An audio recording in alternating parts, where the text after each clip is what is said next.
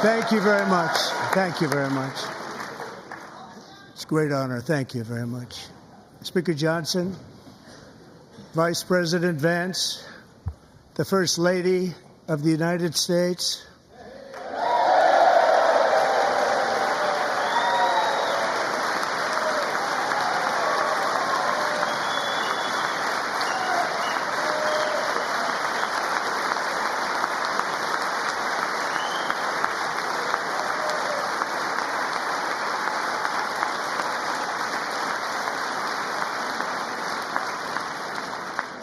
members of the United States Congress, thank you very much. And to my fellow citizens, America is back.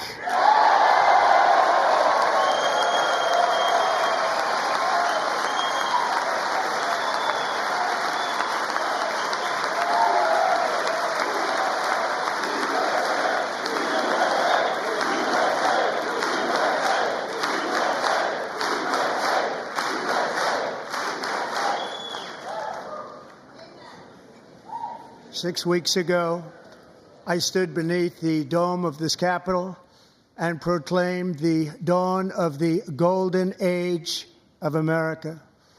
From that moment on, it has been nothing but swift and unrelenting action to usher in the greatest and most successful era in the history of our country. We have accomplished more in 43 days than most administrations accomplished in 4 years or 8 years, and we are just getting started.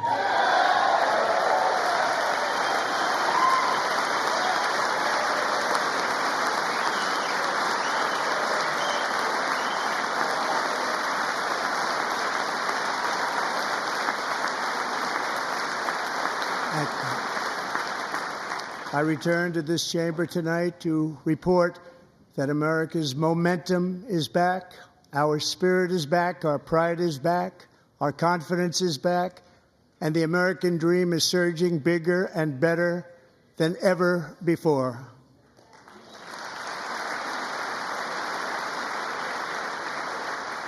The American dream is unstoppable, and our country is on the verge of a comeback, the likes of which the world has never witnessed and perhaps will never witness again. There's never been anything like it. The presidential election of November 5th was a mandate like has not been seen in many decades. We won all 7 swing states, giving us an electoral college victory of 312 votes.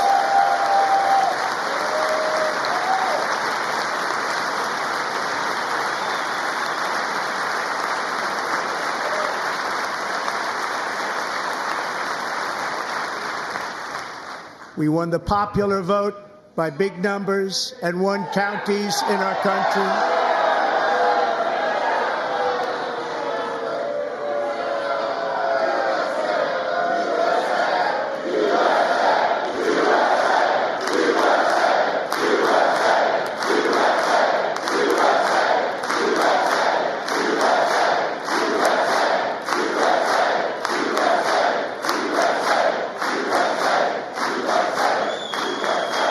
And won counties in our country, 2,700 to 525, on a map that reads almost completely red for Republican.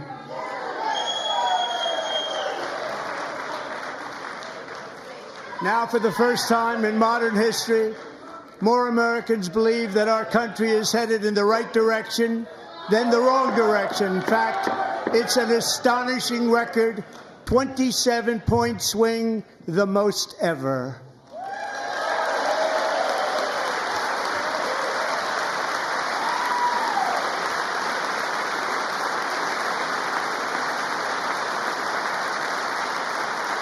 Likewise, small business optimism saw its single largest one-month gain ever recorded, a 41-point jump.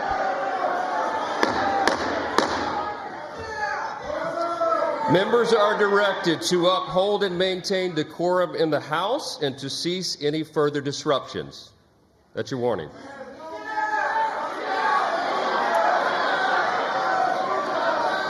Members are engaging in willful and continuing breach of decorum, and the chair is prepared to direct the Sergeant-at-Arms to restore order to the joint session.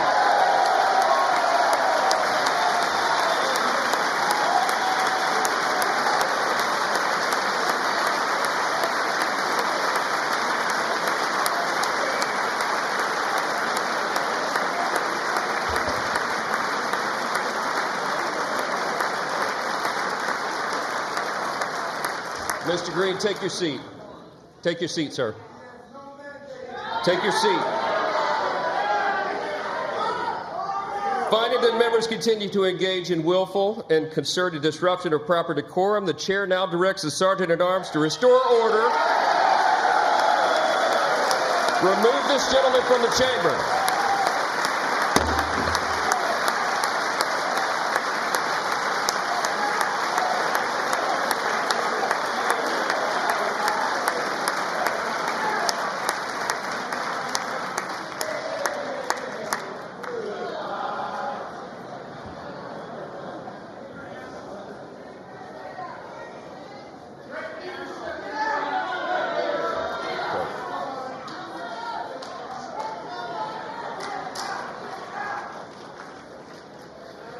Members are directed to uphold and maintain decorum in the House.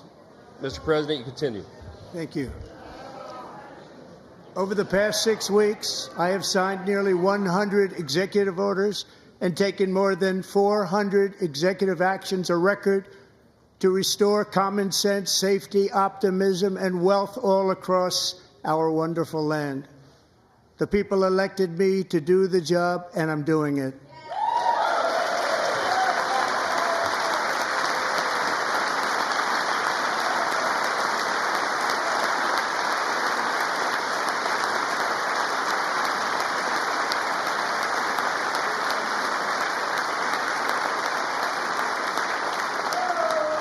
In fact, it has been stated by many that the first month of our presidency, it's our presidency, is the most successful in the history of our nation. By many.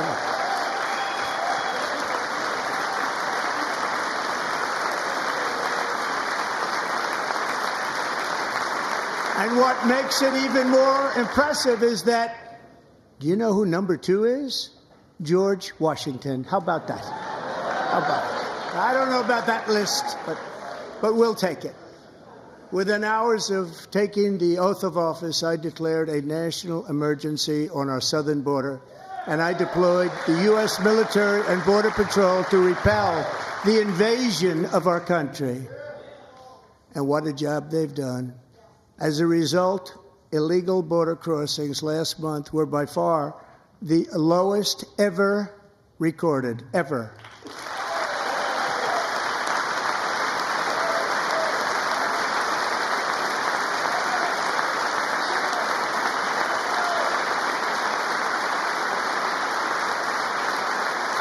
They heard my words and they chose not to come. Much easier that way. In comparison, under Joe Biden, the worst president in American history, there were hundreds of thousands of illegal crossings a month, and virtually all of them, including murderers, drug dealers, gang members, and people from mental institutions and insane asylums, were released into our country. Who would want to do that? This is my 5th such speech to Congress. And once again, I look at the Democrats in front of me, and I realize there is absolutely nothing I can say to make them happy or to make them stand or smile or applaud. Nothing I can do. I could find a cure to the most devastating disease, a disease that would wipe out entire nations, or announce the answers to the greatest economy in history, or the stoppage of crime to the lowest levels ever recorded. And these people sitting right here will not clap, will not stand, and certainly will not cheer for these astronomical achievements. They won't do it, no matter what. Five times I've been up here. It's very sad, and it just shouldn't be this way.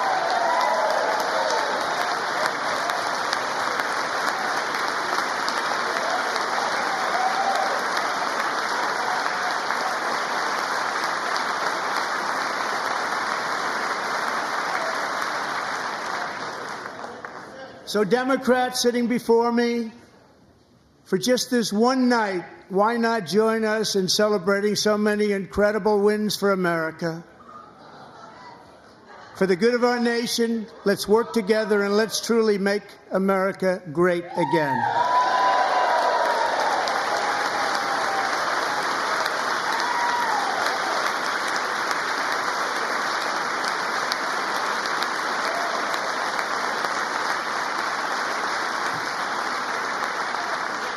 Every day, my administration is fighting to deliver the change America needs to bring a future that America deserves, and we're doing it.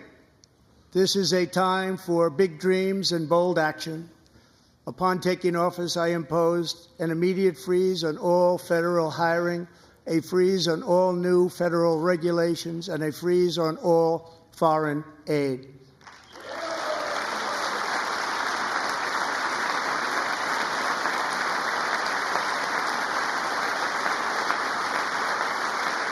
I terminated the ridiculous Green New Scam. I withdrew from the unfair Paris Climate Accord, which was costing us trillions of dollars that other countries were not paying. I withdrew from the corrupt World Health Organization.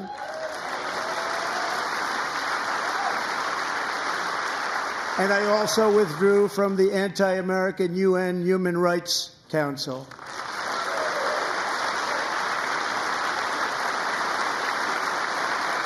We ended all of Biden's environmental restrictions that were making our country far less safe and totally unaffordable.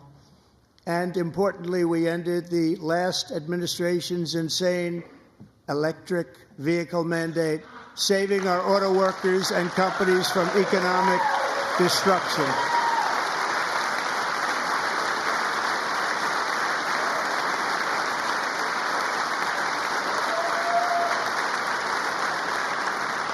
To unshackle our economy, I have directed that for every one new regulation, 10 old regulations must be eliminated, just like I did in my very successful first day.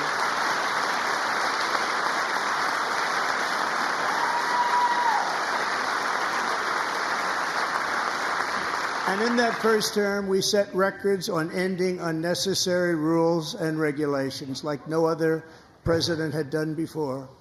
We ordered all federal workers to return to the office. They will either show up for work in person or be removed from their job.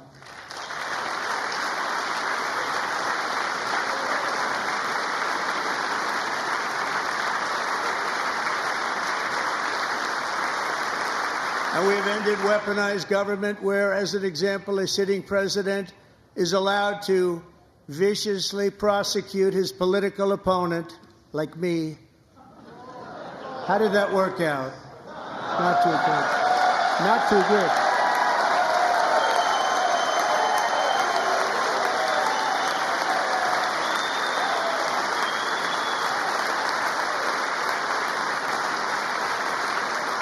And I have stopped all government censorship and brought back free speech in America. It's back.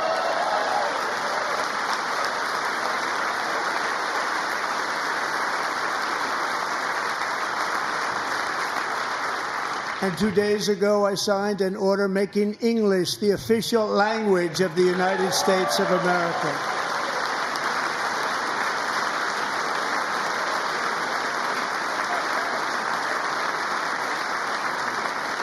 I renamed the Gulf of Mexico the Gulf of America.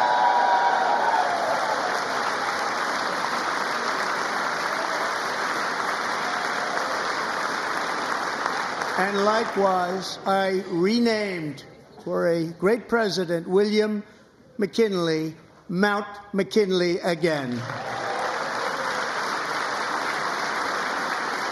Beautiful Alaska. We love Alaska. We've ended the tyranny of so-called diversity, equity, and inclusion policies all across the entire federal government and indeed the private sector and our military. And our country will be woke no longer.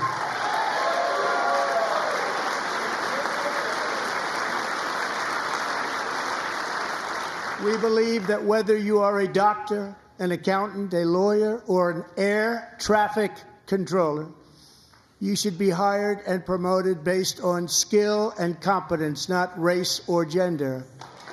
Very important.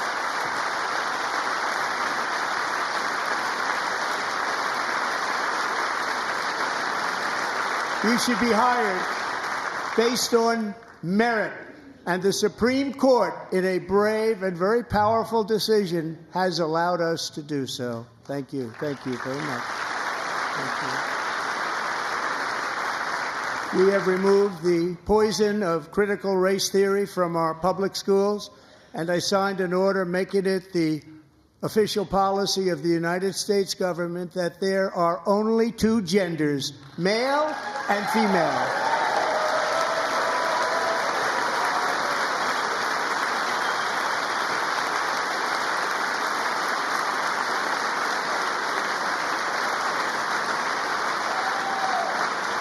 I also signed an executive order to ban men from playing in women's sports.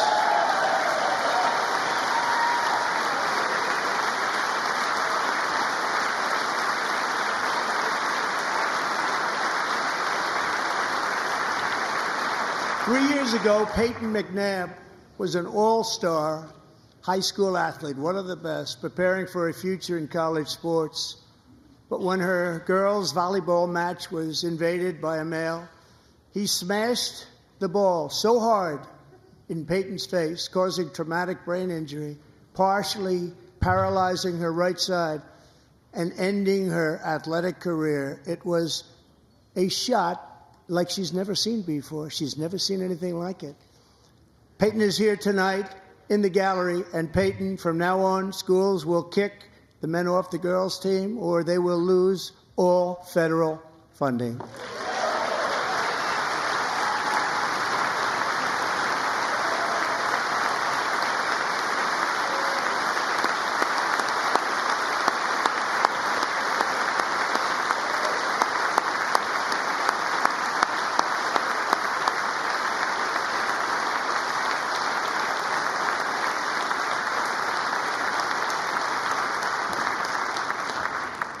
And if you really want to see numbers, just take a look at what happened in the women's boxing, weightlifting, track and field, swimming, or cycling, where a male recently finished a long-distance race 5 hours and 14 minutes ahead of a woman for a new record by 5 hours. Broke the record by 5 hours. It's demeaning for women, and it's very bad for our country. We're not going to put up with it any longer.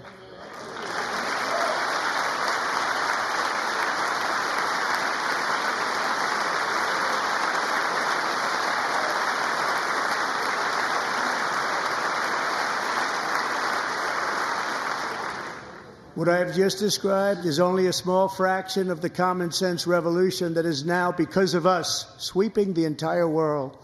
Common sense has become a common theme, and we will never go back. Never. Never going to let that happen. Among my very highest priorities is to rescue our economy and get dramatic and immediate relief to working families. As you know, we inherited from the last administration an economic catastrophe and an inflation nightmare. Their policies drove up energy prices, pushed up grocery costs, and drove the necessities of life out of reach for millions and millions of Americans. They've never had anything like it. We suffered the worst inflation in 48 years, but perhaps even in the history of our country. They're not sure. As president, I'm fighting every day to reverse this damage and make America affordable again.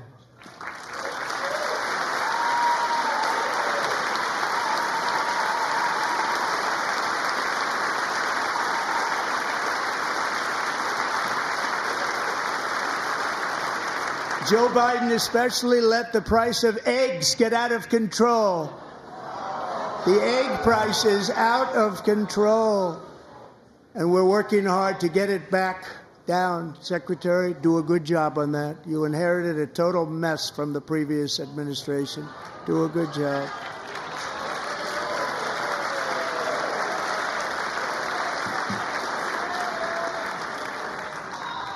A major focus of our fight to defeat inflation is rapidly reducing the cost of energy. The previous administration cut the number of new oil and gas leases by 95%, slowed pipeline construction to a halt, and closed more than 100 power plants. We are opening up many of those power plants right now.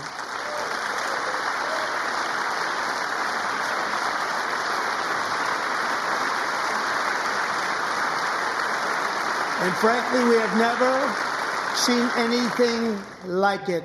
That's why on my first day in office, I declared a national energy emergency. As you've heard me say many times, we have more liquid gold under our feet than any nation on earth, and by far. And now I fully authorize the most talented team ever assembled to go and get it. It's called Drill, Baby, Drill.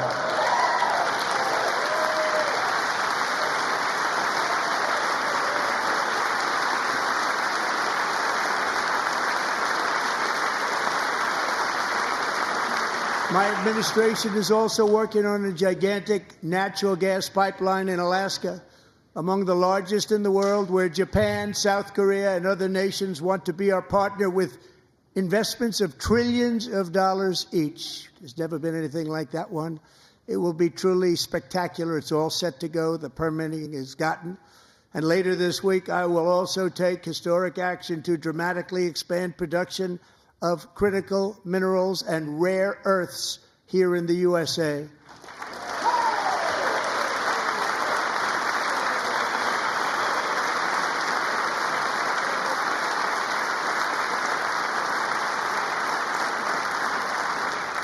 To further combat inflation, we will not only be reducing the cost of energy, but will be ending the flagrant waste of taxpayer dollars.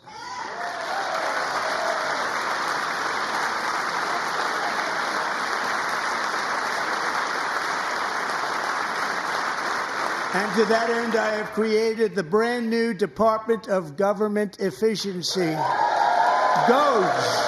Perhaps you've heard of it. Perhaps.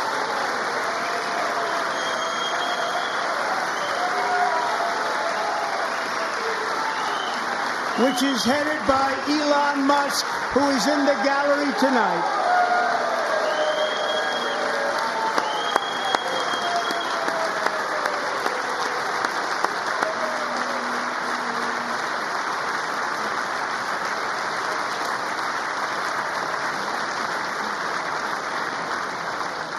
Thank you, Elon. He's working very hard. He didn't need this.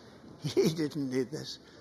Thank you very much. We appreciate it. Everybody here, even this side, appreciates it, I believe. They just don't want to admit that. Just listen to some of the appalling waste we have already identified. $22 billion from HHS to provide free housing and cars for illegal aliens. $45 million for diversity, equity, and inclusion scholarships in Burma. $40 million to improve the social and economic inclusion of sedentary migrants. Nobody knows what that is. $8 million to promote LGBTQI+ in the African nation of Lesotho, which nobody has ever heard of. $60 million for indigenous peoples and Afro-Colombian empowerment in Central America, $60 million. $8 million for making mice transgender. This is real. $32 million for a left-wing propaganda operation in Moldova. $10 million for male circumcision in Mozambique. $20 million for the Arab Sesame Street in the Middle East. It's a program. $20 million for a program. $1.9 billion to recently created Decarbonization of Homes Committee, headed up, and we know she's involved. Just at the last moment, the money was passed over by a woman named Stacey Abrams. Have you ever heard of her? A $3.5 million consulting contract for lavish fish monitoring. $1.5 million for voter confidence in Liberia. $14 million for social cohesion in Mali. $59 million for illegal alien hotel rooms in New York City. He's a real estate developer. He's done very well. $250,000 to increase vegan local climate action innovation in Zambia. $42 million for social and behavior change in Uganda. $14 million for improving public procurement in Serbia. $47 million for improving learning outcomes in Asia. Asia's doing very well with learning. I don't know what we're doing. We should use it ourselves. And $101 million for DEI contracts at the Department of Education. The most ever paid, nothing even like it. Under the Trump administration, all of these scams, and they're far worse, but I didn't think it was appropriate to talk about them. They're so bad. Many more have been found out and exposed and swiftly terminated by a group of very intelligent, mostly young people, headed up by Elon, and we appreciate it. We found hundreds of billions of dollars of fraud.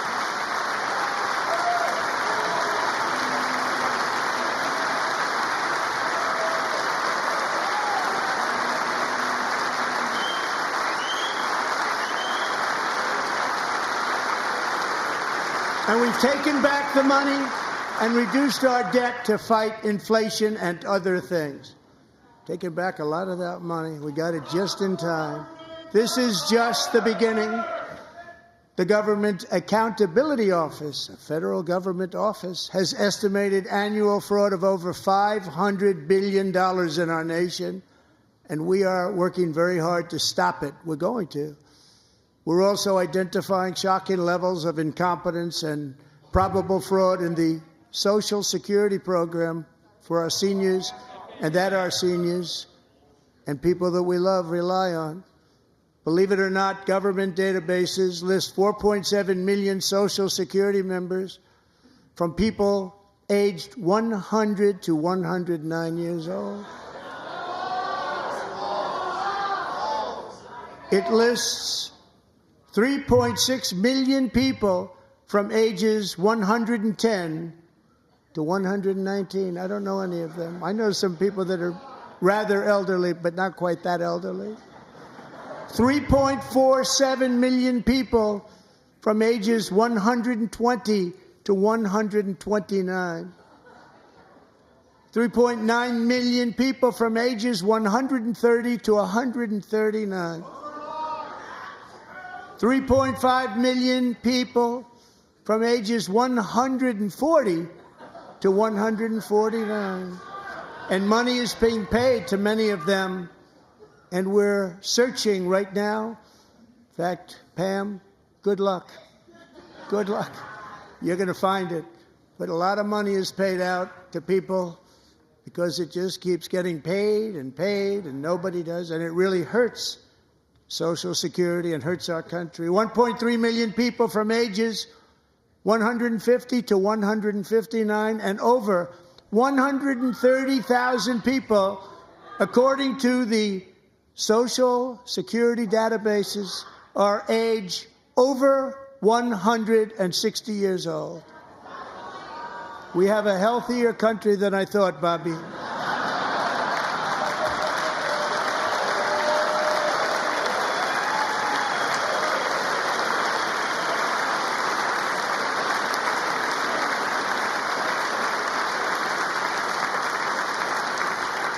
Including, to finish, 1,039 people between the ages of 220 and 229, one person between the age of 240 and 249, and one person is listed at 360 years of age. More than 100 years older than our country. But we're going to find out where that money's going, and it's not going to be pretty. By slashing all of the fraud, waste, and theft we can find, we will defeat inflation, bring down mortgage rates, lower car payments and grocery prices, protect our seniors, and put more money in the pockets of American families.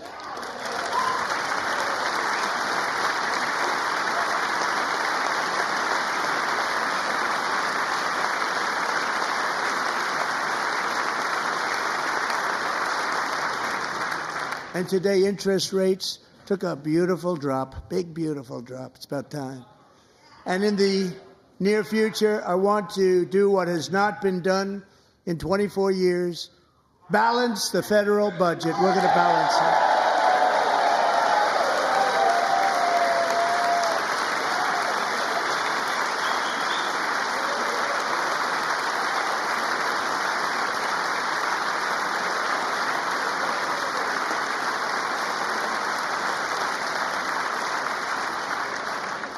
With that goal in mind, we have developed in great detail what we are calling the Gold Card, which goes on sale very, very soon.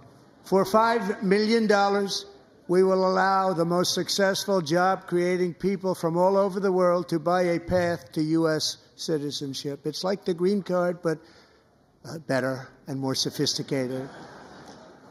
And these people will have to pay tax in our country. They won't have to pay tax from where they came. The money that they've made, you wouldn't want to do that, but they have to pay tax, create jobs. They'll also be taking people out of colleges and paying for them so that we can keep them in our country instead of having them being forced out. Number one, at the top school, as an example, being forced out and not being allowed to stay and create tremendous numbers of jobs and great success for a company out there. So while we take out the criminals, killers, traffickers, and child predators who are allowed to enter our country under the open border policy of these people, the Democrats, the Biden administration, the open border insane policies that you've allowed to destroy our country, we will now bring in brilliant, hardworking, job-creating people. They're going to pay a lot of money, and we're going to reduce our debt with that money.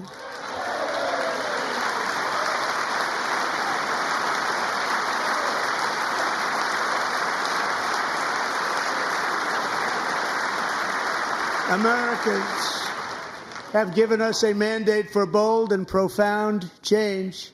For nearly 100 years, the federal bureaucracy has grown until it has crushed our freedoms, ballooned our deficits, and held back America's potential in every possible way. The nation founded by pioneers and risk-takers now drowns under millions and millions of pages of regulations and debt. Approvals that should take 10 days to get instead take 10 years, 15 years, and even 20 years before you're rejected. Meanwhile, we have hundreds of thousands of federal workers who have not been showing up to work. My administration will reclaim power from this unaccountable bureaucracy, and we will restore true democracy to America again.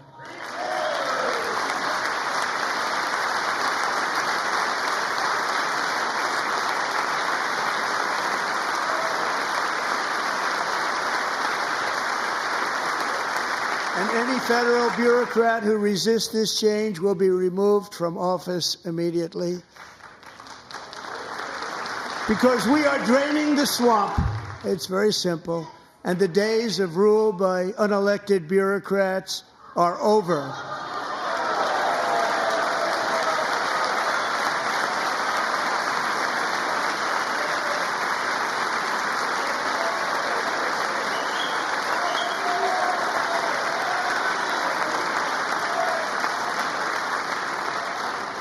And the next phase of our plan to deliver the greatest economy in history is for this Congress to pass tax cuts for everybody. They're in there. They're waiting for you to vote. And I'm sure that the people on my right, I don't mean the Republican right, but my right here, I'm sure you're going to vote for those tax cuts, because otherwise I don't believe the people will ever vote you into office. So I'm doing you a big favor by telling you that. But I know this group is going to be voting for the tax.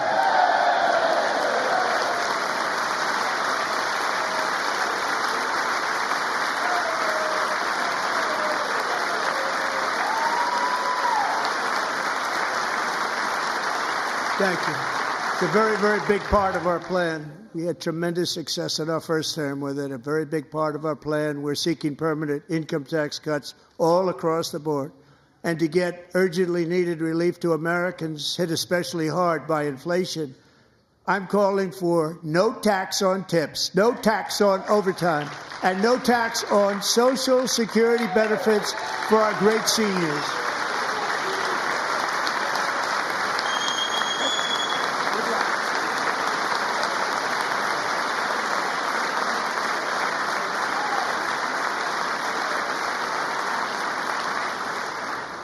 And I also want to make interest payments on car loans tax deductible, but only if the car is made in America.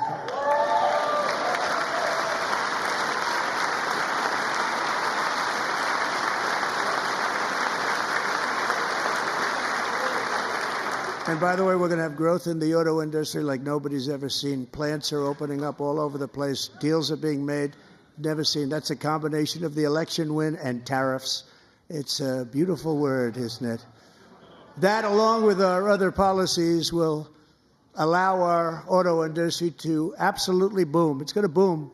Spoke to the majors today, all three, the top people, and they're so excited. In fact, already numerous car companies have announced that they will be building massive automobile plants in America, with Honda just announcing a new plant in Indiana, one of the largest anywhere in the world.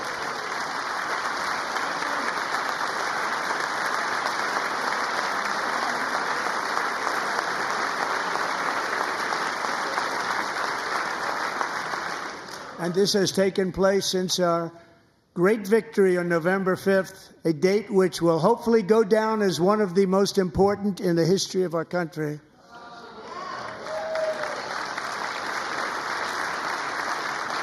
In addition, as part of our tax cuts, we want to cut taxes on domestic production and all manufacturing. And just as we did before, we will provide 100% expensing. It will be retroactive to January 20th, 2025. And it was one of the main reasons why our tax cuts were so successful in our first term, giving us the most successful economy in the history of our country. First term. We had a great first term.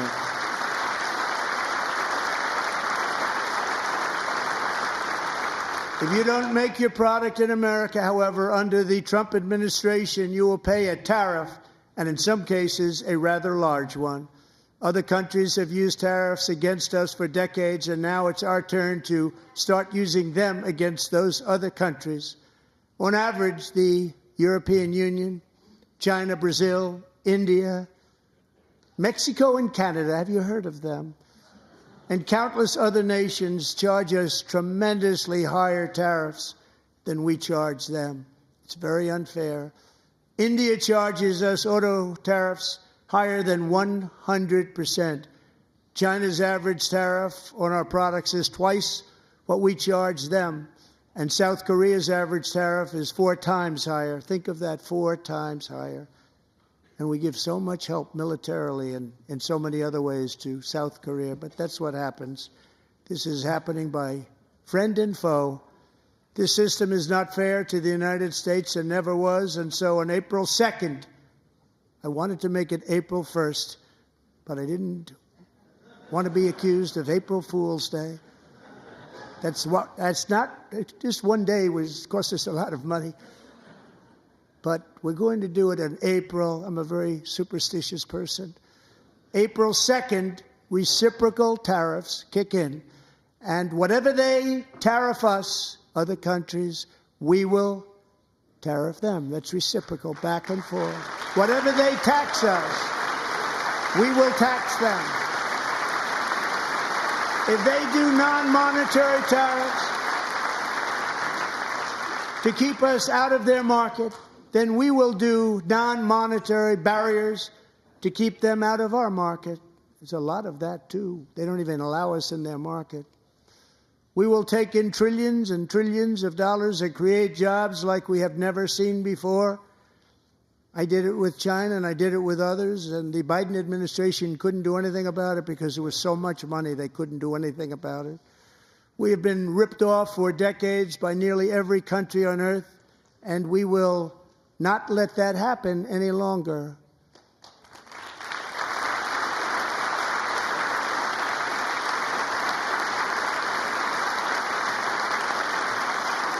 Much has been said over the last 3 months about Mexico and Canada, but we have very large deficits with both of them. But even more importantly, they've allowed fentanyl to come into our country at levels never seen before, killing hundreds of thousands of our citizens and many very young, beautiful people, destroying families. Nobody's ever seen anything like it. They are, in effect, receiving subsidies of hundreds of billions of dollars. We pay subsidies to Canada and to Mexico of hundreds of billions of dollars, and the United States will not be doing that any longer. We're not going to do it any longer.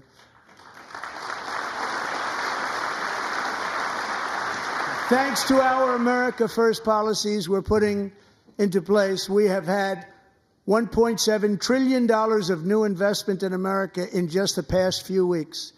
The combination of the election and our economic policies that people of SoftBank, one of the most brilliant anywhere in the world, announced a $200 billion investment. OpenAI and Oracle, Larry Ellison, announced $500 billion investment, which they wouldn't have done if Kamala had won. Apple announced $500 billion investment. Tim Cook called me. He said, I cannot spend it fast enough. It's going to be much higher than that, I believe. They'll be building their plants here instead of in China. And just yesterday, Taiwan Semiconductor, the biggest in the world, most powerful in the world, has a tremendous amount, 97% of the market, announced a $165 billion investment to build the most powerful chips on earth right here in the USA.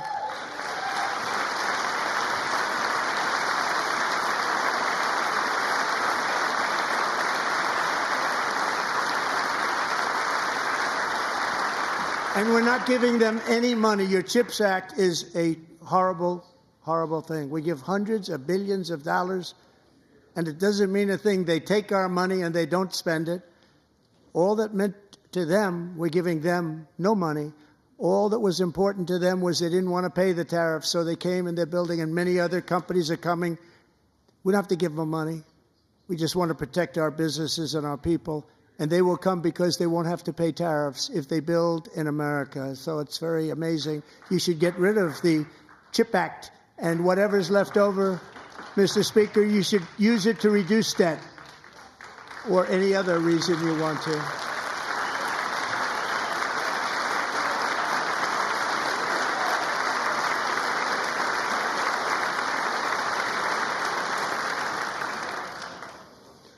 Our new trade policy will also be great for the American farmer. I love the farmer,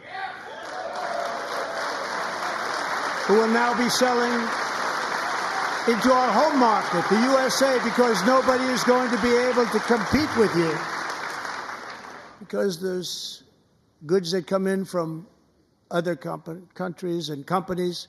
They're really in a bad position in so many different ways. They're uninspected. They may be very dirty and disgusting, and they come in and they pour in, and they hurt our American farmers. The tariffs will go on agricultural product coming into America, and our farmers, starting on April 2nd, it may be a little bit of an adjustment period. We had that before when I made the deal with China, $50 billion of purchases, and I said, just bear with me, and they did. They did. Probably have to bear with me again, and this will be even better. That was great. The problem with it was that Biden didn't enforce it. He didn't enforce it. $50 billion of purchases, and we were doing great, but Biden did not enforce it, and it hurt our farmers. But our farmers are going to have a field day right now. So to our farmers, have a lot of fun. I love you, too. I love you, too. It's all going to happen.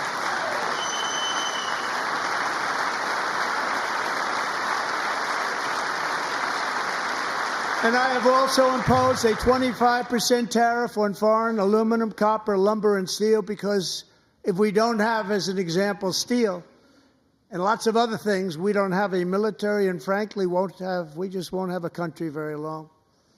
Here today is a proud American steelworker, fantastic person from Decatur, Alabama, Jeff Denard. Has been working at the same steel plant for 27 years in a job that has allowed him to serve as the captain of his local volunteer fire department, raised 7 children with his beautiful wife, Nicole, and over the years provide a loving home for more than 40 foster children. So great, Jeff.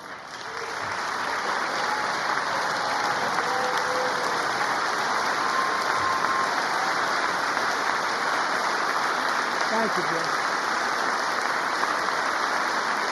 Thank you, Jeff.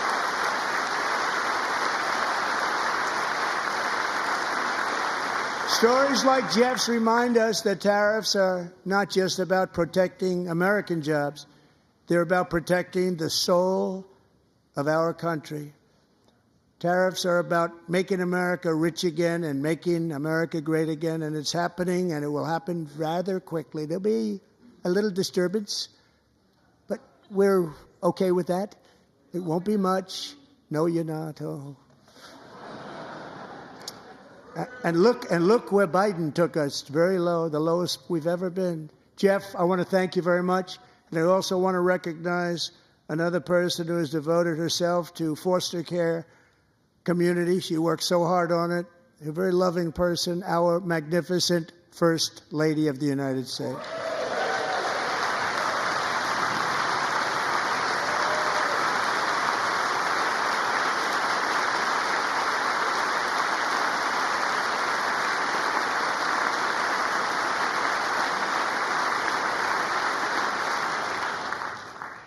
Melania's work has yielded incredible results, helping prepare our nation's future leaders as they enter the workforce. Our First Lady is joined by 2 impressive young women, very impressive.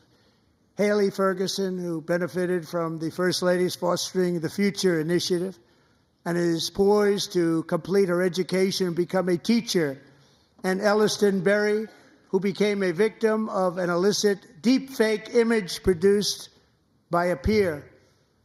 With Elliston's help, the Senate just passed the Take It Down Act, and this is so important. Thank you very much, John. John Thune, thank you. Stand up, John. Thank you, John.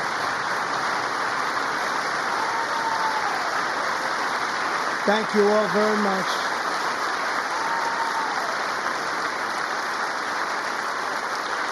Thank you. And thank you to John Thune and the Senate.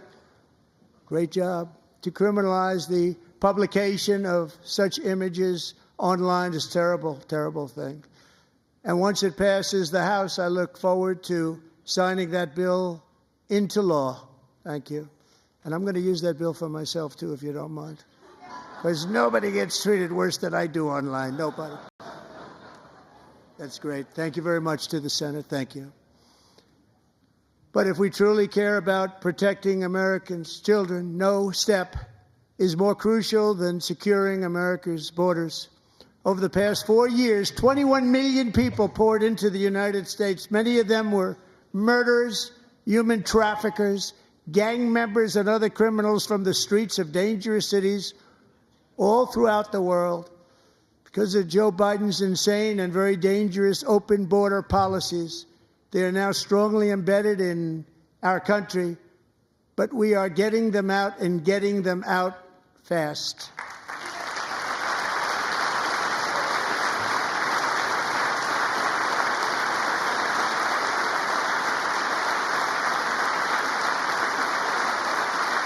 And I want to thank Tom Homan and Christy. I want to thank you and Paul of Border Patrol. I want to thank you. What a job they've all done. Everybody, Border Patrol, ICE, law enforcement in general is incredible. We have to take care of our law enforcement. Have to.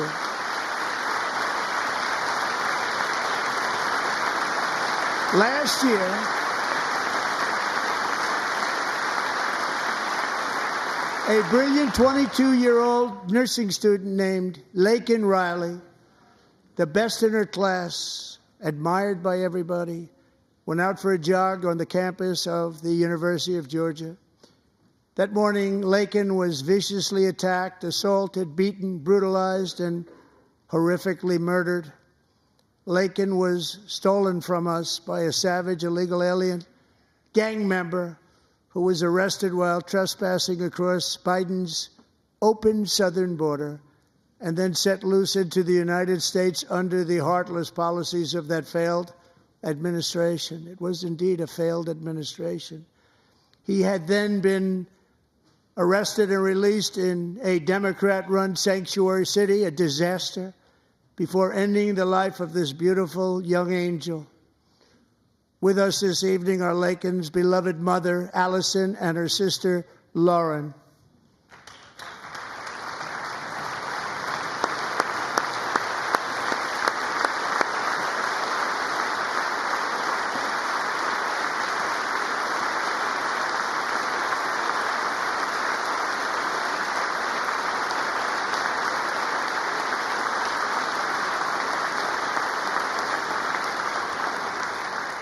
Last year, I told Laken's grieving parents that we would ensure their daughter would not have died in vain.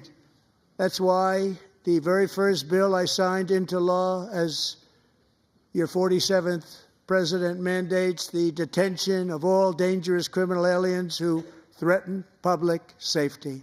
It's a very strong, powerful act.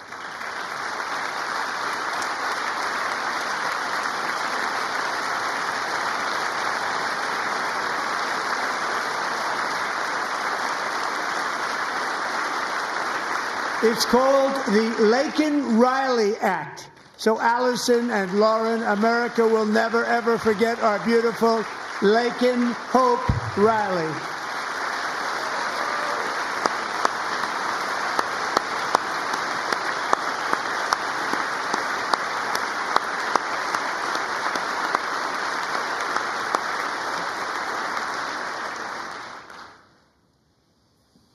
Thank you very much. Since taking office, my administration has launched the most sweeping border and immigration crackdown in American history, and we quickly achieved the lowest numbers of illegal border crossers ever recorded. Thank you.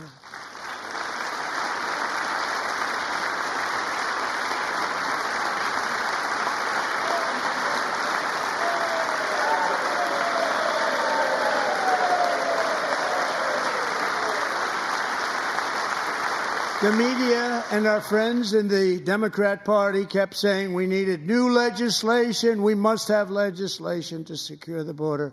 But it turned out that all we really needed was a new president.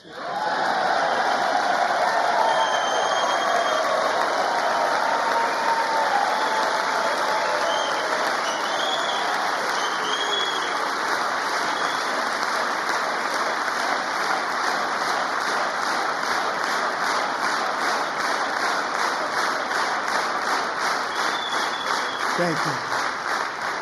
Joe Biden didn't just open our borders, he flew illegal aliens over them to overwhelm our schools, hospitals, and communities throughout the country.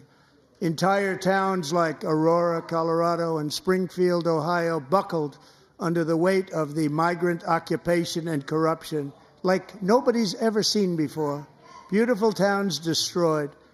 Now, just as I promised in my inaugural address, we are achieving the great liberation of America.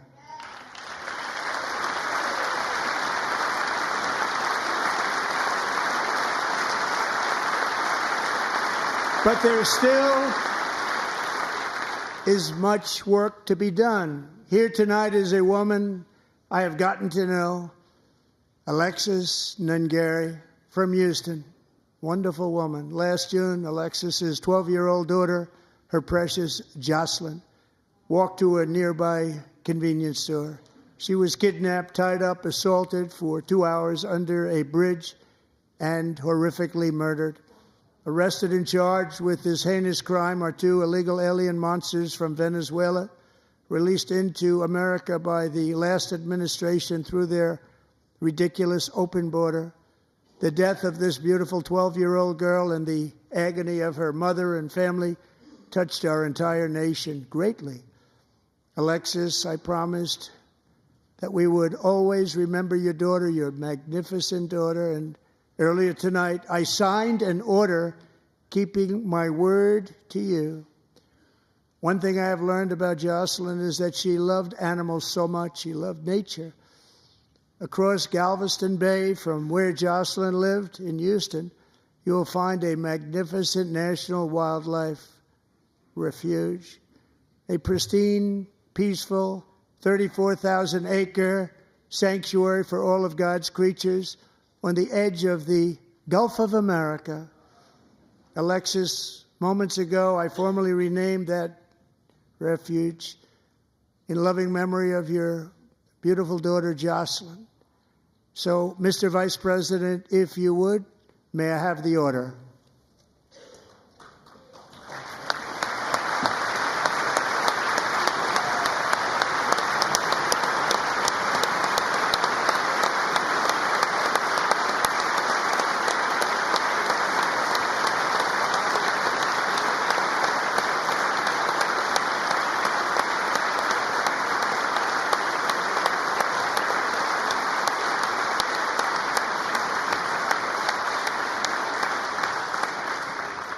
Thank you very much.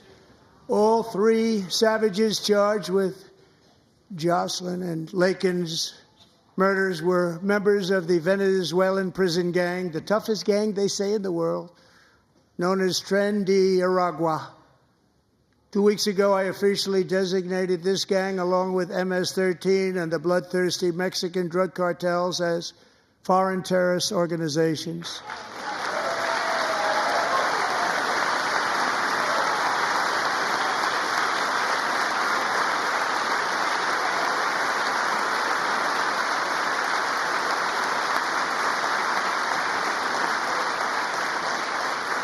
They are now officially in the same category as ISIS, and that's not good for them.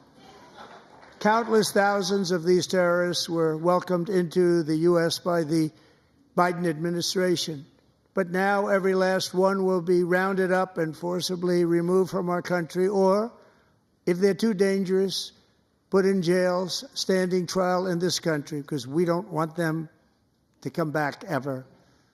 With us this evening is a warrior on the front lines of that battle, Border Patrol Agent Roberto Ortiz. Great guy.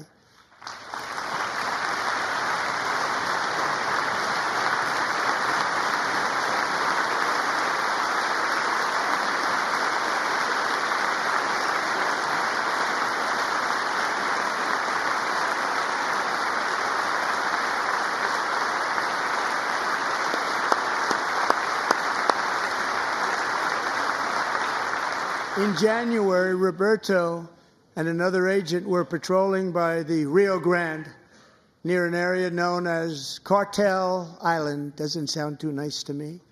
When heavily armed gunmen started shooting at them, Roberto saw that his partner was totally exposed, at great danger, and he leapt into action, returning fire and providing crucial seconds for his fellow agent to seek safety, just barely. I have some of the prints of that event, and it was not good. Agent Ortiz, we salute you for your great courage and for your line of fire that you took and for the bravery that you showed. We honor you, and we will always honor you. Thank you, Roberto, very much.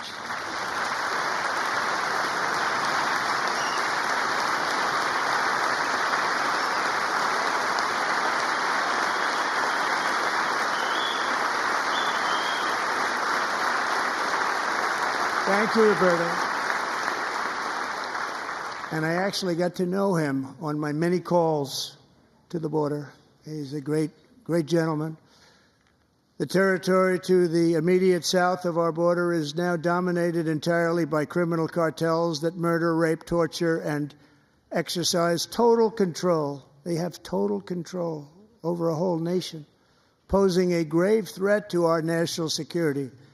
The cartels are waging war in America, and it's time for America to wage war on the cartels, which we are doing.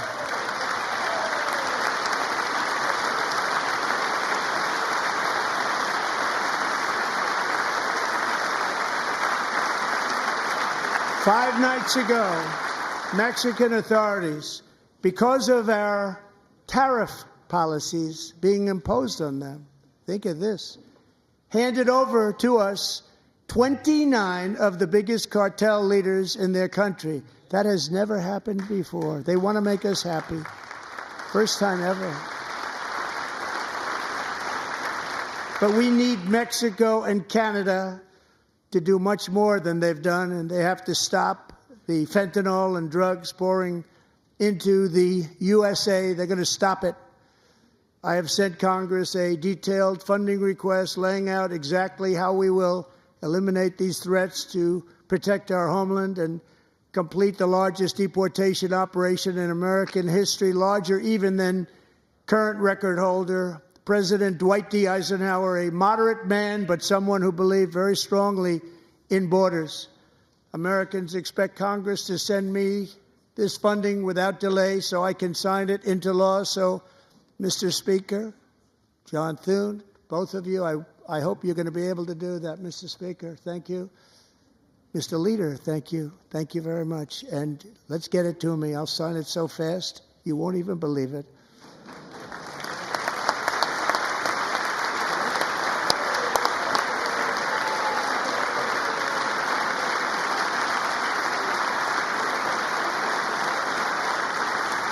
And as we reclaim our sovereignty, we must also bring back law and order to our cities and towns.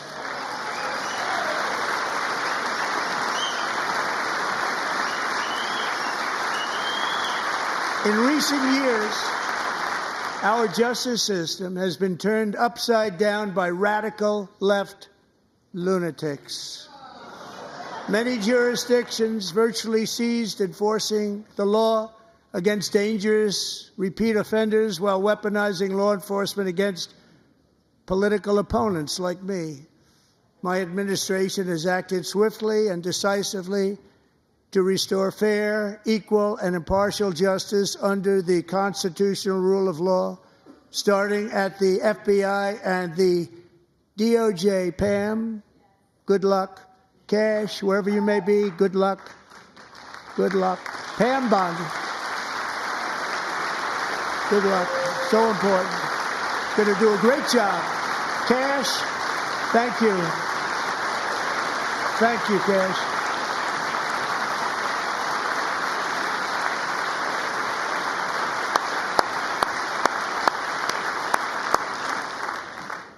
They've already started very strong. They're going to do a fantastic job. You're going to be very proud of them. We're also once again giving our police officers the support, protection, and respect they so dearly deserve. They have to get it. They have such a hard, dangerous job, but we're going to make it less dangerous. The problem is the bad guys don't respect the law, but they're starting to respect it, and they soon will respect it.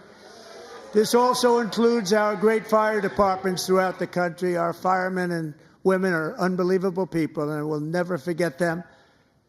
And besides that, they voted for me in record numbers, so I have no choice.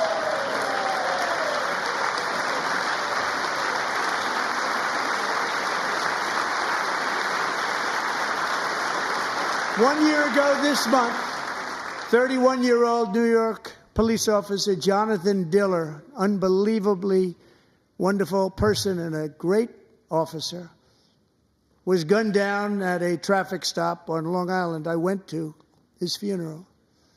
The vicious criminal charged with his murder had 21 prior arrests, and they were rough arrests, too. He was a real bad one.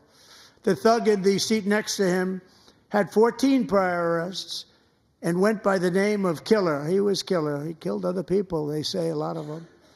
I attended Officer Diller's service, and when his wife and one-year-old son, Ryan, it was very inspirational, actually. His widow's name is Stephanie, and she is here tonight. Stephanie, thank you very much, Stephanie. Thank you very much.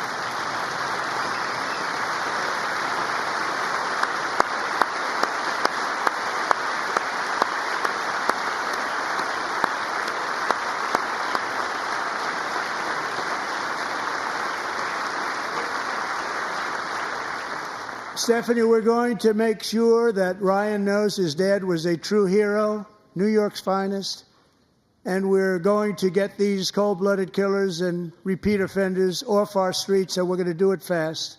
Got to stop it.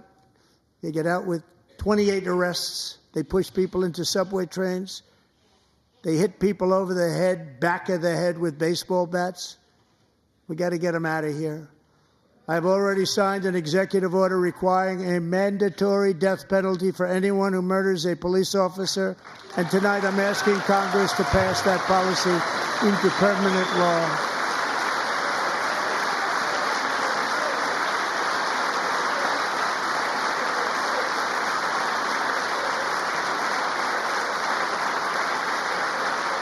I'm also asking for a new crime bill getting tough on repeat offenders while enhancing protections for America's police officers so they can do their jobs without fear of their lives being totally destroyed. They don't want to be killed. We're not going to let them be killed. Joining us in the gallery tonight is a young man who truly loves our police. His name is DJ Daniel. He is 13 years old, and he has always dreamed of becoming a police officer.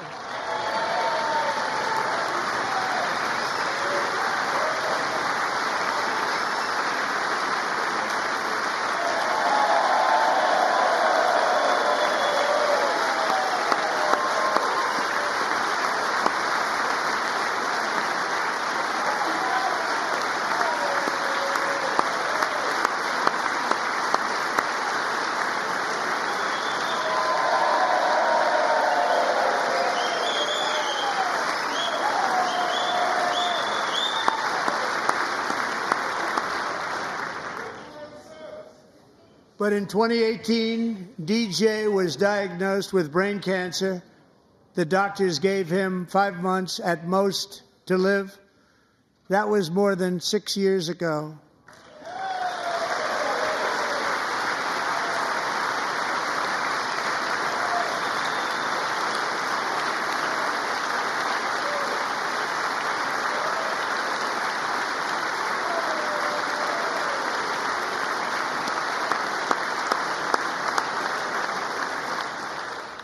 Since that time, DJ and his dad have been on a quest to make his dream come true, and DJ has been sworn in as an honorary law enforcement officer, actually a number of times. The police love him, the police departments love him. And tonight, DJ, we're going to do you the biggest honor of them all. I am asking our new Secret Service Director, Sean Curran, to officially make you an agent of the United States Secret Service.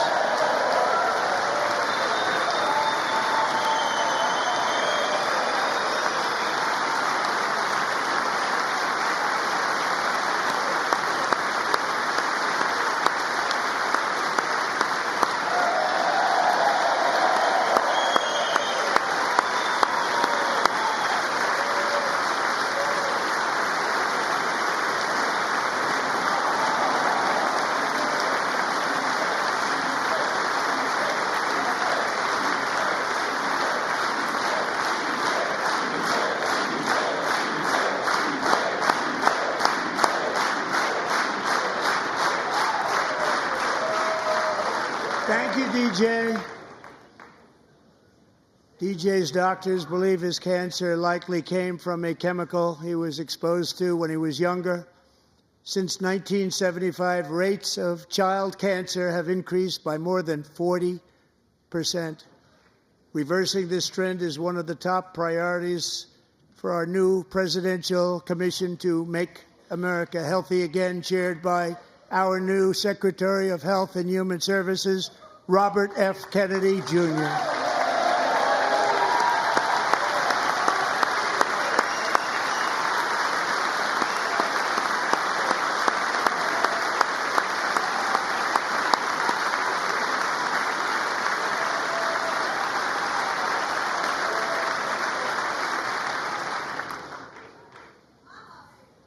With the name Kennedy, you would have thought everybody over here would have been cheering. How quickly they forget. Our goal is to get toxins out of our environment, poisons out of our food supply, and keep our children healthy and strong. As an example, not long ago, and you can't even believe these numbers, 1 in 10,000 children had autism, 1 in 10,000. And now it's 1 in 36. There's something wrong. 1 in 36. Think of that. So we're going to find out what it is, and there's nobody better than Bobby and all of the people that are working with you. You have the best to figure out what is going on. Okay, Bobby? Good luck. It's a very important job. Thank you. Good job.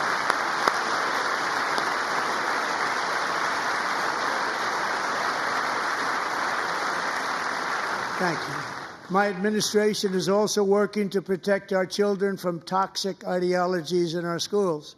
A few years ago, January, Littlejohn and her husband discovered that their daughter's school had secretly socially transitioned their 13-year-old little girl. Teachers and administrators conspired to deceive January and her husband while encouraging her daughter to use a new name and pronouns. They, them pronoun, actually, all without telling January, who is here tonight and is now a courageous advocate against this form of child abuse. January, thank you. Thank you. Thank you very much.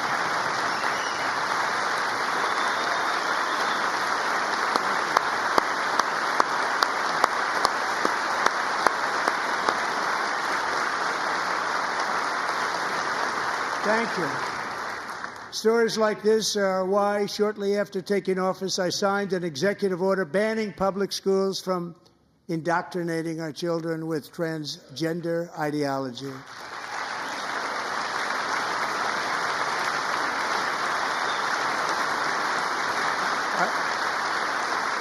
I also signed an order to cut off all taxpayer funding to any institution that engages in the sexual mutilation of our youth.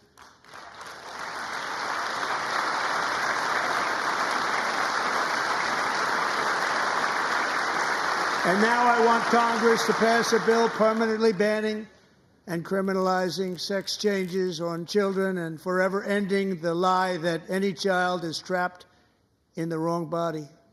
This is a big lie.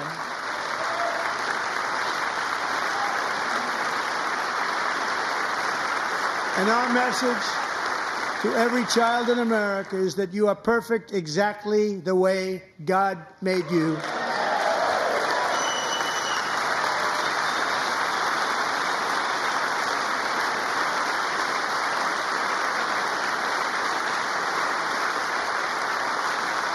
Because we're getting wokeness out of our schools and out of our military, and it's already out, and it's out of our society. We don't want it. Wokeness is trouble. Wokeness is bad. It's gone. It's gone. And we feel so much better for it, don't we? Don't we feel better? Our service members won't be activists and ideologues. They will be fighters and warriors. They will fight for our country. And Pete, congratulations. Secretary of Defense, congratulations.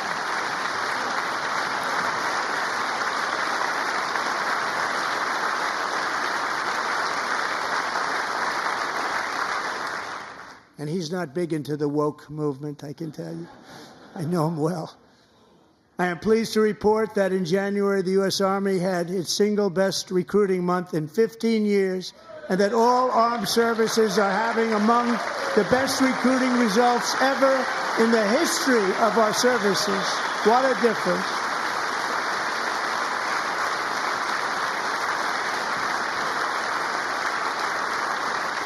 And you know, it was just a few months ago where the results were exactly the opposite. We couldn't recruit anywhere. We couldn't recruit. Now we're having the best results just about that we've ever had. What a tremendous turnaround. It's really a beautiful thing to see. People love our country again. It's very simple. They love our country, and they love being in our military again. So it's a great thing, and thank you very much. Great job. Thank you.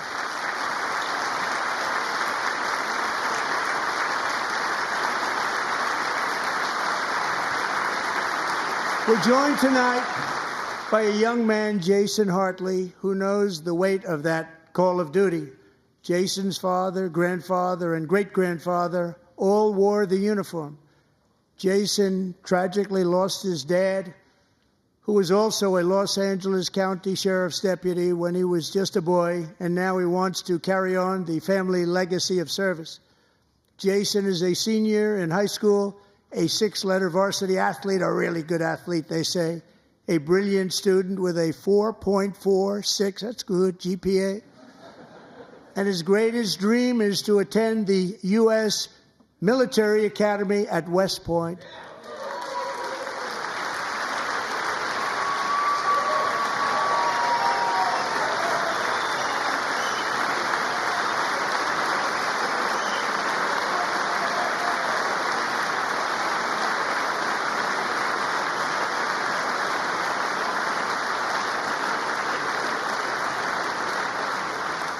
And Jason, that's a very big deal getting in. That's a hard one to get into. But I'm pleased to inform you that your application has been accepted.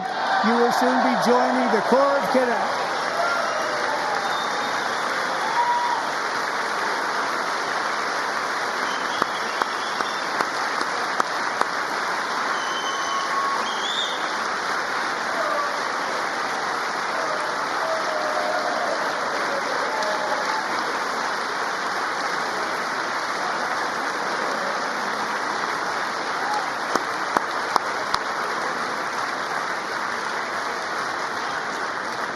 Thank you. Jason, you're going to be on the long gray line, Jason. As Commander-in-Chief, my focus is on building the most powerful military of the future. As a first step, I'm asking Congress to fund a state-of-the-art Golden Dome missile defense shield to protect our homeland, all made in the USA.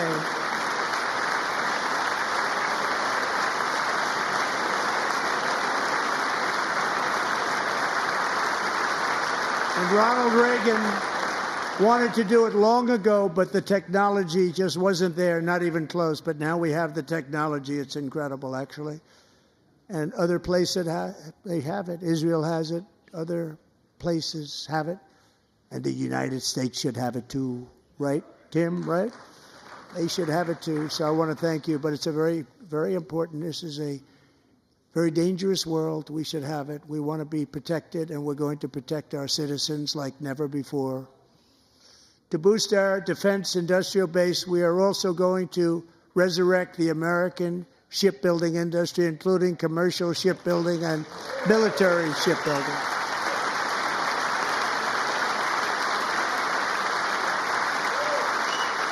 And for that purpose, I am announcing tonight that we will create a new Office of Shipbuilding in the White House and offer special tax incentives to bring this industry home to America where it belongs. We used to make so many ships. We don't make them anymore very much, but we're going to make them very fast, very soon. It will have a huge impact. To further enhance our national security, my administration will be reclaiming the Panama Canal, and we've already started doing it.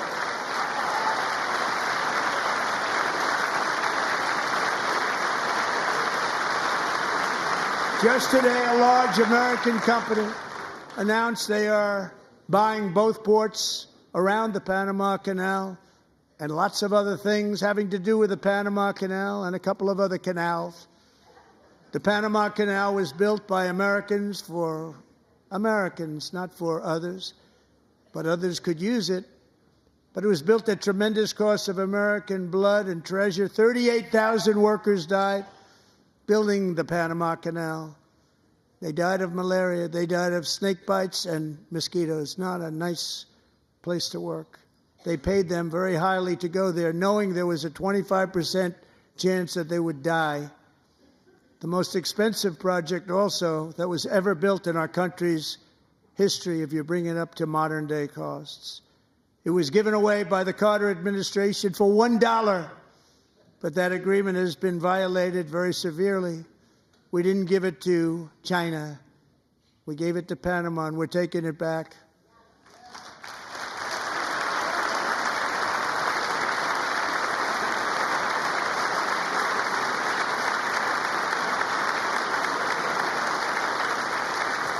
And we have Marco Rubio in charge. Good luck, Marco.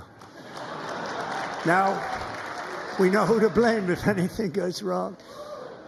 Marco's been amazing, and he's going to do a great job. Think of it. He got 100 votes. You know, he was approved with actually 99, but the 100th was this gentleman, and I feel very certain. So let's assume he got 100 votes. And I'm either very, very happy about that or I'm very concerned about it. But he's already proven. I mean, he's a great gentleman. He's respected by everybody, and we appreciate you voting for Marco. He's going to do a fantastic job. Thank you. Thank you.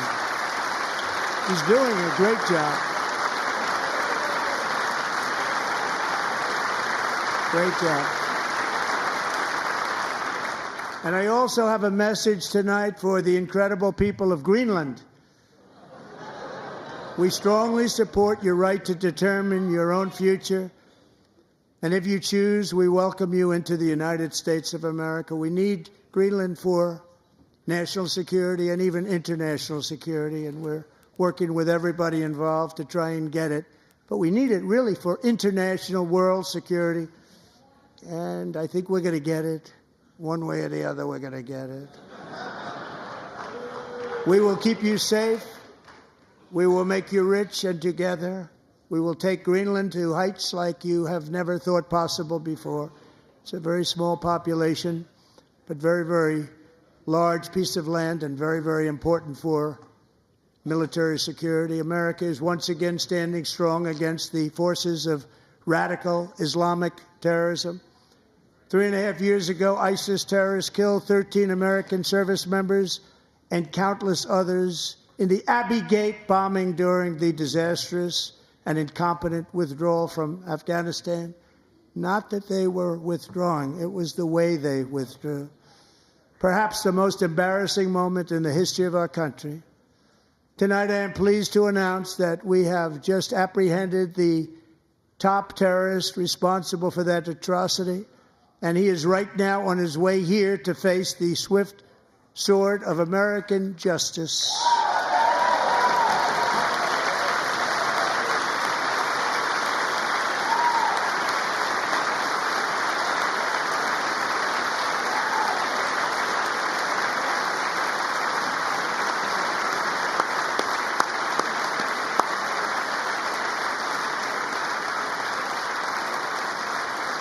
And I want to thank especially the government of Pakistan for helping arrest this monster. This was a very momentous day for those 13 families who I actually got to know very well, most of them, whose children were murdered, and the many people that were so badly, over 42 people, so badly injured on that fateful day in Afghanistan. What a horrible day. Such incompetence was shown. That when Putin saw what happened, I guess he said, wow, maybe this is my chance. That's how bad it was. Should have never happened. Grossly incompetent people. I spoke to many of the parents and loved ones, and they're all in our hearts tonight. Just spoke to them on the phone. We had a big call. Every one of them called, and everybody was on the line, and they did nothing but cry with happiness. They were very happy, as happy as you can be under those circumstances. Their child brother, sister, son, daughter was killed for no reason whatsoever. In the Middle East, we're bringing back our hostages from Gaza. In my first term, we achieved one of the most groundbreaking peace agreements in generations, the Abraham Accords.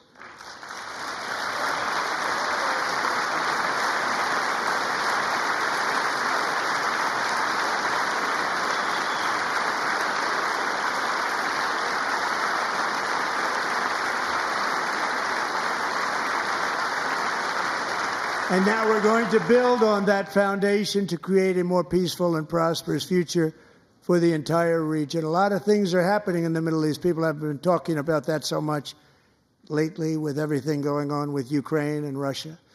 But a lot of things are happening in the Middle East. It's a rough neighborhood, actually.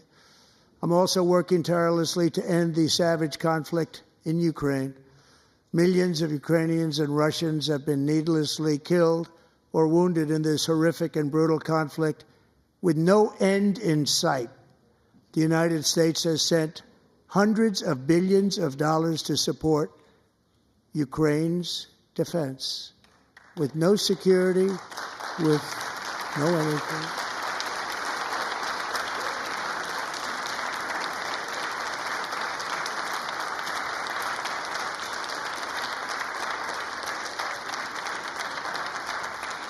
Do you want to keep it going for another 5 years?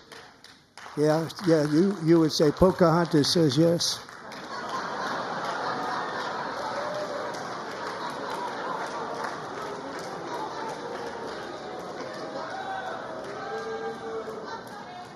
$2,000 people are being killed every single week. More than that. They're Russian young people. They're Ukrainian young people. They're not Americans. But I want it to stop. Meanwhile, Europe has sadly spent more money buying Russian oil and gas than they have spent on defending Ukraine, by far. Think of that. They've spent more buying Russian oil and gas than they have defending.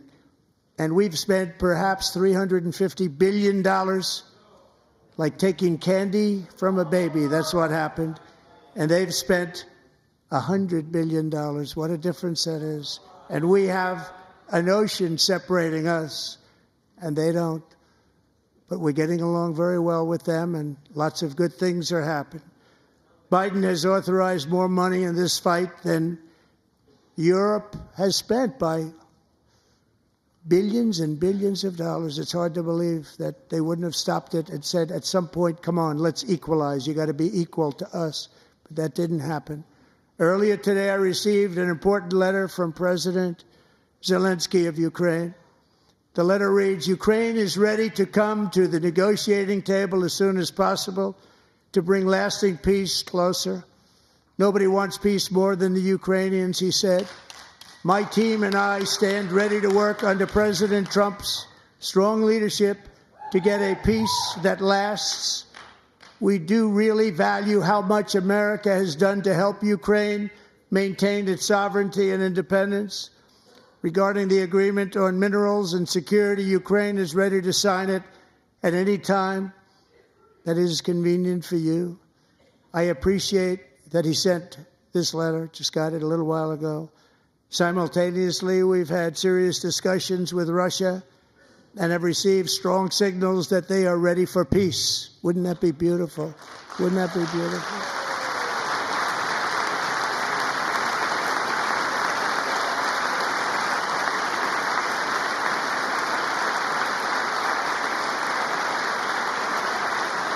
Wouldn't that be beautiful?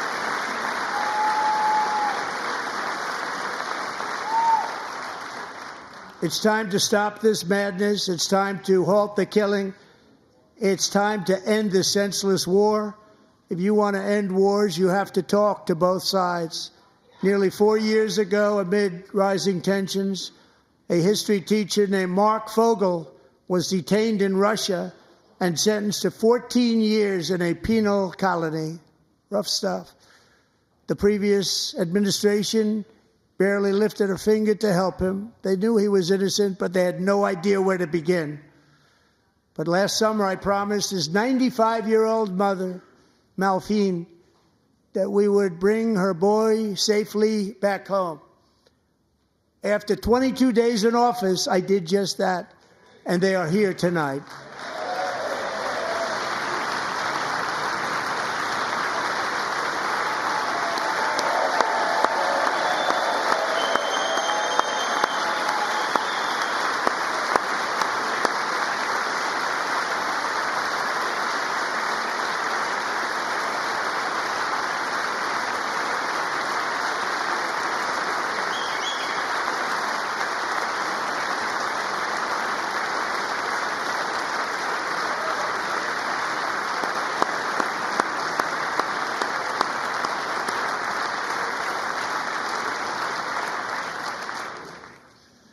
To Mark and his great mom, we are delighted to have you safe and sound and with us.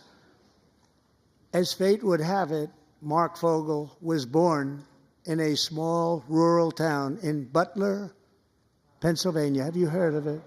Where his mother has lived for the past 78 years. I just happened to go there last July 13th for a rally.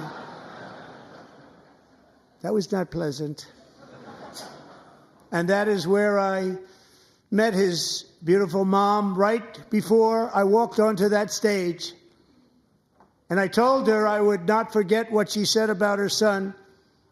And I never did I? Never forgot. Less than 10 minutes later, at that same rally, gunfire rang out, and a sick and deranged assassin unloaded 8 bullets from his sniper's perch into a crowd of many thousands of people. My life was saved by a fraction of an inch, but some were not so lucky. Corey Comparator was a firefighter, a veteran, a Christian, a husband, a devoted father, and above all, a protector. When the sound of gunshots pierced the air, it was a horrible sound. Corey knew instantly what it was and what to do. He threw himself on top of his wife and daughters and shielded them from the bullets with his own body. Corey was hit really hard. You know the story from there. He sacrificed his life to save theirs. 2 others, very fine people, were also seriously hit. But thankfully, with the help of 2 great country doctors, we thought they were gone and they were saved. So those doctors had great talent. We're joined by Corey's wife, Helen, who was his high school sweetheart, and their 2 beloved daughters, Allison and Kaylee. Thank you.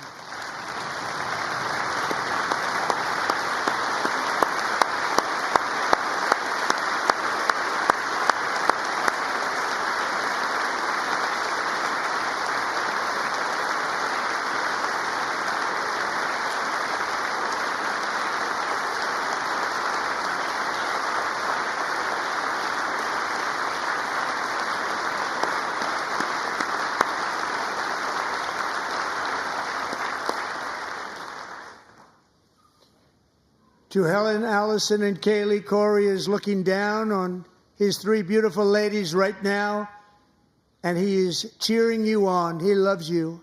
He is cheering you on. Corey was taken from us much too soon, but his destiny was to leave us all with a shining example of the selfless devotion of a true American patriot. It was love like Corey's that built our country, and it's love like Corey's that is going to make our country more majestic than ever before. I believe that my life was saved that day in Butler for a very good reason. I was saved by God to make America great again. I believe that. Thank you. Thank you.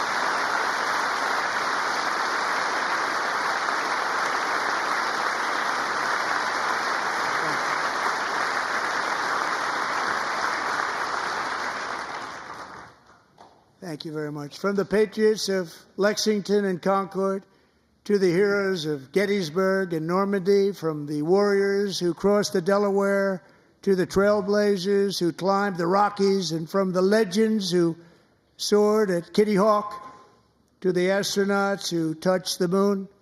Americans have always been the people who defied all odds, transcended all dangers, made the most extraordinary sacrifices, and did whatever it took to defend our children, our country, and our freedom.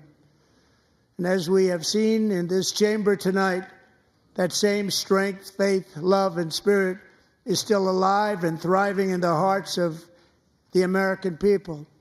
Despite the best efforts of those who would try to censor us, silence us, break us, destroy us, Americans are today a proud, free, sovereign, and independent nation that will always be free, and we will fight for it till death. We will never let anything happen to our beloved country, because we are a country of doers, dreamers, fighters, and survivors. Our ancestors crossed a vast ocean, strode into the unknown wilderness, and carved their fortunes from the rock and soil of a perilous and very dangerous frontier. They chased our destiny across a boundless continent. They built the railroads, laid the highways, and graced the world with American marvels like the Empire State Building, the mighty Hoover Dam, and the towering Golden Gate Bridge. They lit the world with electricity, broke free of the force of gravity, fired up the engines of American industry, vanquished the communists, fascists, and Marxists all over the world, and gave us countless modern wonders sculptured out of iron, glass, and steel.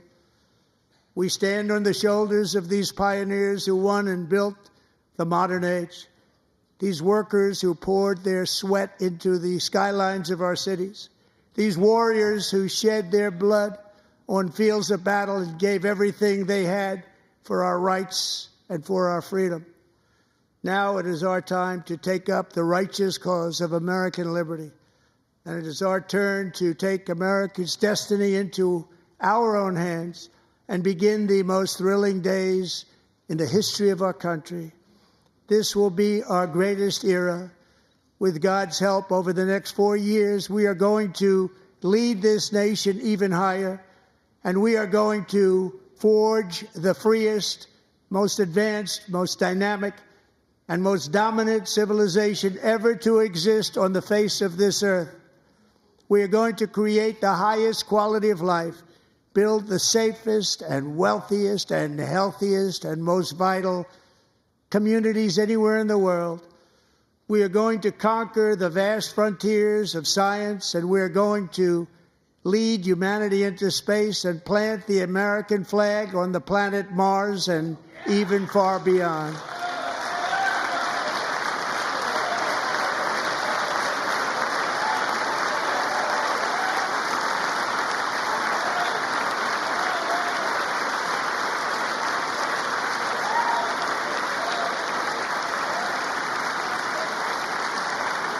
And through it all, we are going to rediscover the unstoppable power of the American spirit.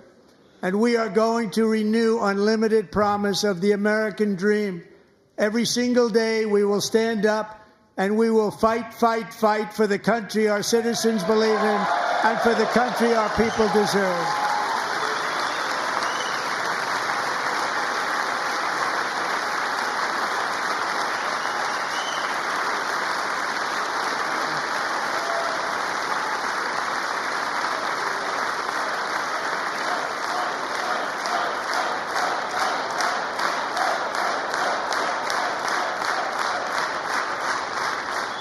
My fellow Americans, get ready for an incredible future, because the golden age of America has only just begun. It will be like nothing that has ever been seen before. Thank you, God bless you, and God bless America.